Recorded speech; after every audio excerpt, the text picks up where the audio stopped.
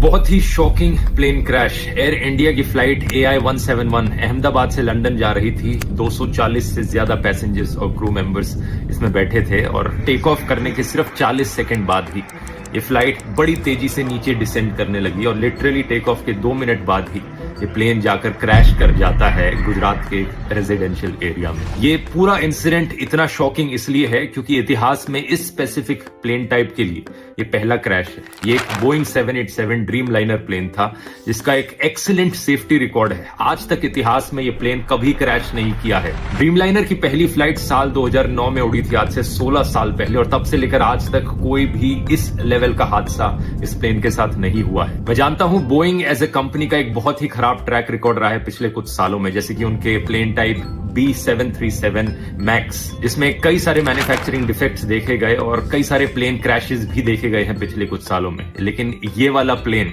वो नहीं था। इस प्लेन का स्पेसिफिक कोड नंबर VTANB था, जिसे आप इंटरनेट पर जाकर सर्च करोगे तो सारा डेटा मिल जाएगा। ये 11 साल पुराना प्लेन था, कोई ज्यादा पुराना प्लेन नहीं था। ड्रीम लाइनर्स का लाइफ स्पैन 20 से 30 साल तक का होता है। जो पायलट इस प्लेन को उड़ा रहे थे, कैप्टन सुमित सबरवाल, उनका खुद का भी 8200 फ्लाइट आवर्स का फ्लाइट एक्सपीरियंस था, जो कि बहुत अच्छा होता है। तो पायलट भी इनएक्सपीरियंस नहीं थे। अगला सवाल आपके दिमाग में आएगा कि क्या वेदर खराब था? ऐसा भी नहीं था। 1:30 बजे दोपहर के ये क्रैश हुआ। वेदर कंडीशंस अगर देखी जाए तो लगभग 40 डिग्री सेल्सियस के आसपास का तापमान था। कोई ज्यादा तेज हवाएं नहीं चल रही थी। विजिबिलिटी जो थी बहुत ही अच्छी थी, 6 किलोमीटर से ज्यादा की विजिबिलिटी। तो ऐसे में सवाल उठता है कि यहाँ प्रॉब्लम कहां पर हुई। इसका असली जवाब हमें जल्द ही पता लगेगा। अभी प्लेन के ब्लैक बॉक्स से इंफॉर्मेशन को रिट्रीव किया जा रहा है, लेकिन मोस्ट लाइकली ये पूरा हादसा एक बहुत ही भयंकर टेक्निकल फेलियर का लग रहा है। क्या यहाँ पर कोई इंजन फेलियर हुआ है मेंटेनेंस फेलियर की वजह से? इसका असली जवाब तो हमें तभी पता लगेगा जब ब्लैक बॉक्स को रिट्रीव करके